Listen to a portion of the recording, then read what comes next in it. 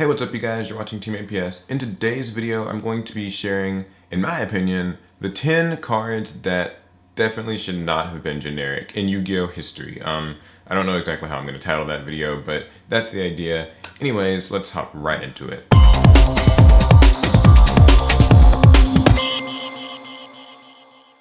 So number 10 is Mecca Phantom Beast Draco Sack. So this is a funny story about this card, and many cards share this story. This card is an archetype's boss monster, but as it happens, it gets better used by a lot of decks than the archetype itself can use it. So it's really funny. It's supposed to work for Mecca Phantom Beasts, and don't get me wrong, when you drop Draco Sack and Mecca Phantom Beast, it's a real threat because you actually have a recurring source of tokens, and it's got like the Mecca Phantom Beast name, and so it works really well with everything. But unfortunately, a lot of decks just use this card better. Dragon Rulers, namely, and Mermails, and a few other decks that can pump out like rank 7 monsters pretty quickly. So the interesting thing about this card, I don't think it was necessarily game breaking, but in the format that it was in, it was just really difficult to deal with. And the thing about the tokens is, outside of making it into like a sort of once returned scrap dragon type of thing, they protected him, and the tokens even had like, qualities that were supposed to be beneficial to like Mecca Phantom Beasts, like being level 3 and all that nice stuff. But they made for like synchro fodder and things like that. So, you can actually synchro with like a token and something else, or like 2 tokens and some other tuner. And it actually really made the decks that could use Draco Sack even better, gave them one more option. And so it's really funny because, again, it's a Mecca Phantom Beast card that got better used by other archetypes. So if it had been just 2 level 7 Mecca Phantom Beast monsters, or even like 2 level 7 wind machines, would have been a definitely different story. Number 9 is Iframe Lord Omega, a more recent card, just came out last year. This card is really crazy good. It's a level 8 synchro, but it was designed for, Psyframes, and its effects would make sense in a Psyframe deck, and they do. Being able to like banish itself and get a card out of your opponent's hand, and like you can kind of run away from effects with that. And then being able to return things to the grave is a big deal because, normally you're banishing a lot of your Psyframe cards for other stuff. And then being able to actually put itself back into the extra deck and disrupt your opponent, or, recycles maybe a Psyframe card. So perfectly fine in that deck, but the fact of the matter is this card is generic too. So it's really good. We already saw the insanity that Pepe was previously able to do with this card by recycling Hat Tricker, but quite a few other decks can get a lot of mileage out of this card, just, recycling something like, say, Mizuki and Zombies, putting it from your banished pile back into your graveyard. And any banished card is actually a really, really big deal. I don't think this card will like necessarily get like banned or anything like that. I mean, it's definitely more tame now, but its price is there for a reason. But if it hadn't been generic, it definitely would have not been making the waves that it has. Number 8 is Rafflesia, Traptic Rafflesia. So this card is, in my opinion, pretty darn good. The rank 4 toolbox has always been a really powerful thing in Yu-Gi-Oh! And it just seems like it always gets more and more tools, and so Rafflesia is one of the recent additions to that, letting you use any trap hole card from your deck. So this card would have been, honestly, way more balanced, like all the cards in this list. I guess I'll stop mentioning that. If it had been generic, but it's not. Any deck can just make it and basically lock the opponent down with, trap holes. Chaos Trap Hole, Traptic Trap Hole Nightmare, Time Space Trap Hole is a popular one, and of course Bottomless. So this card is really good, and the fact that just any deck can make it, and we know how good the rank 4 is, how many rank 4 spam decks there are, Pepe and otherwise, it just really can get overbearing. And so I think that this card, if it had been Traptics only, different story. Number 7 is another rank 4, Evil Swarm Exit Tonight. So this is actually a funny one. It's an Evil Swarm monster, but really, in my opinion, has like no bearing to the rest of the Evil Swarms. It's not even like the same attribute. But yeah, Exit Tonight's really, really strong. Card's banned right now. Hopefully it'll come back, I wouldn't mind. But anyway, more important thing is Exit Tonight, it nukes the field. This, in my opinion, wouldn't have necessarily been like a beneficial effect for an Evil Swarm deck, really. The effect doesn't seem like it even has anything to do with that archetype, unlike some of the other cards in this list. But it's just really strange that it just happens to kind of be a generic level 4 monster. It just has the Evil Swarm name. Card's banned, so obviously it's good, but probably another one of those ones that if it wasn't generic, it'd be different. But I still think the card's like balanced in some ways, but I see why it's banned, so who's to say. But it's number 7. Number 6 is Elder Entity Norden. This card had lots of hype leading up to its release, and it's still a really powerful card that a lot of people use. So funny thing about this card is that using it on its own is actually pretty difficult. Really actually very hard. I think it takes either, 2 synchros, 2 Xyzs, or a synchro and an Xyz monster, and that's really tough sort of criteria to summon a card with, and it's like level 4. Otherwise, it's just really not like necessarily a great card. You wouldn't really want to fuse into it. The effect payoff isn't good enough, in my opinion, for it to work in its own way. But thankfully, that's what Insta-Fusion's for. So it's kind of funny because I know this card is a bit of an anomaly on the list. It doesn't belong to an archetype exactly. I mean, yes, I know the Elder monsters, but generally speaking, most people wouldn't say it really belongs to an archetype. It doesn't necessarily work within a specific archetype, but it's a generic card in the sense that, you can just kind of use Insta-Fusion and toss it out. And so I still put it on this list. It still opens up so many combos for so many decks, and in the process, you see absolutely nobody running, the actual Elder Entity deck. So yeah, Norden, generic. Number 5 is TG Hyper Librarian. This is a card that a lot of people don't really think about much these days because, like, it just doesn't make a splash anymore. It's like a 1 or whatever. Did it go to 2? I'm not sure. It goes to show how much it matters.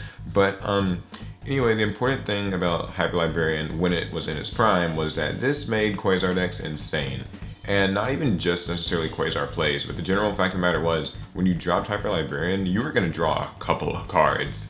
You were going to be drawing for its effect, and then you just start getting draws from like Formula Synchron every time you Synchro Summon. It was really good, and it came from the TG archetype, which was otherwise, I don't want to say like highly unknown. I mean, TG monsters got teched in a lot of different decks, and I don't want to say they still do, but for a long time they were pretty useful, pretty splashful engine that was good, in that context of its time period. But most people didn't really think about the TG deck. It was mostly just Hyper Librarian causing a lot of combos that wouldn't have happened if it had not been generic. Number 4 is Tellarknight Ptolemaeus, another banned card on this list. A couple of the cards on this list are banned. So Ptolemaeus, kind of strange that it just so happened to not be Tellarknight specific, despite the other Tellarknight Xyz being, Tellarknights only can make this. So the funny part about that is this led to Cyber Dragon Infinity, and we know how much of a problem that is for a lot of people. So thankfully the card is banned now, so you won't really see it popping up in a lot of like decks really, but like only Cyber Dragons or a few other decks can really reliably make it.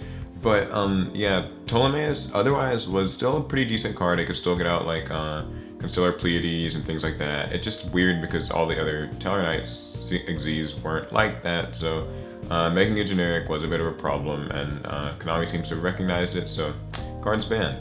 So number 3 is actually a quartet of cards, so you can probably guess. It's the Dragon Rulers, or you could even include the baby Dragon Rulers to make 8, but basically the Dragon Rulers. And you might be saying, that's not really, generic, but let's face it, they're generic. For those of you who didn't play in the Dragon Ruler format, basically all of 2013 from like, Tachyon onwards, there's like a summer one and a winter one sort of. Dragon Rulers are really annoying. So Dragon Rulers, I remember at their prime, it was such a dominant deck, and I always felt like the deck would have been so much different if the rulers weren't able to be summoned by banishing either a dragon or the accompanying attribute. So when you look at it that way, they could banish 2 fire monsters or 2 dragon monsters or a fire and a dragon, and I always felt like, if they had just made it like Blaster could only be summoned by, banishing a fire, and like Tempest could only be summoned by like banishing winds, it would have been a lot better. They would have kind of only worked in the attribute specific deck they were meant for, but because they had the dragon part, they kind of could coexist. So I know it's a bit of a weird addition to this list, but you can kind of see the thinking behind this. It's a weird deck that, or a weird sort of group of monsters that worked a little bit too well together, so I feel like that tweak would have made them much more balanced, so I still consider them generic, and I made number 3. Number 2 is Lavolval Chain, OTK enabler, big FTK and like janky setup enabler, banned. But you guys get the idea. Lavolval Chain could send cards to the grave, and in my opinion was actually a pretty balanced card for most of the time when it was legal. In fact, I still don't think it's an unbalanced card. I just think that because a handful of FTKs and setups exist, and you guys can look them up, the kinds of things there are, has to unfortunately be banned. If it was Lavalval specific, I actually doubt that deck would even be able to use it. I mean, that deck doesn't really put out rank 4 Xyz much, but like Exiton Knight and some other things, it doesn't really seem like the archetype that it goes in could make it super easy. Well, I mean, could make it, but like, Anyway, though, Lavalval Chain, really strong card. It's banned now, but if it had been generic, we wouldn't have seen, like, it just wouldn't have been relevant. And card number 1 is Breanna, Dragon of the Ice Barrier. I think you probably could have guessed this card would be on the list. All of the Ice Barrier dragons are like actually somewhat generic to a degree, except for like Gungnir sort of, and Doloran. But Trish was also a really big contender for the list, but I just decided to use Breanna because in my opinion it actually has more like janky crazy setups, and it's the one that's banned right now. So Breanna, you can just level 6 synchro, you can go into it with anything, and on paper it doesn't look like a particularly like crazy effect. I mean, you know, you discard a card and you like bounce a card from the field to the hand. Fair enough. But then you remember it's like it's not once per turn, and then there are all these decks where like discarding is a huge deal, and all these cards that if they get bounced back to your hand can be reused, and you can also, so you can make your own combos, or you can just clear your opponent's board, clear all their synchros and Xyz and stuff, and fusion, and just boing back to your hand. So yeah, if this card, you know, had not been the way it was, if it was just Ice Barriers only, Ice Barriers can make decent use of it. I mean, Ice Barriers as a deck isn't very good, but the fact of the matter is, top tier decks, like with many of the cards on this list, abused this so much harder than the deck it was meant for. So number 1 spot definitely goes to Breanna. And that's the video. I hope you guys liked it. If you did, give it a thumbs up. And in the comments, what other cards that are generic should maybe not have been generic or made the biggest impact on the game? Like I said, I actually don't know how I'm titling this video. It's kind of a weird thing to say, but you get the idea. Hope you liked it. Remember, you can follow me on social media. And also, you can, if you want to support me, purchase a Team APS Playmat from Inked Gaming. There's a link in the description. They're $20. I get a little bit of it to support the channel. And as always, I'm giving away another box, Premium Gold, Infinite Gold. Check the description to enter the giveaway. It's provided by TCG Player, shout outs to them. And I'm trying to go to YCS Houston in April. I've been live streaming recently to raise money. Whenever people donate, it helps raise money to get us to YCS Houston because, believe it or not, we're in college, we don't have that much money. So check out the live streams. There's a link in the description where you can find them, and I post on social media whenever I go live. I think that's all of the announcements. So hope you liked the video. Remember to talk about your favorite generic card that maybe shouldn't have been generic, and I'll catch you guys in the next one.